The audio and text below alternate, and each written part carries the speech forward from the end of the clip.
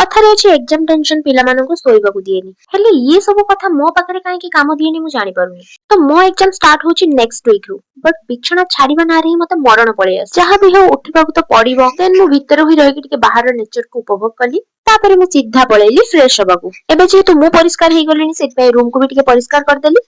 एबे एग्जाम आगु को आछियो गणेश जी को रिमाइंड न करबी एमती कोन हेई परिबो। सेट पे गणेश जी को कहली बापा ए एग्जाम टा बंचै दियो नेक्स्ट एग्जाम पाखरु सियोर पड़िबे एज यूजुअल।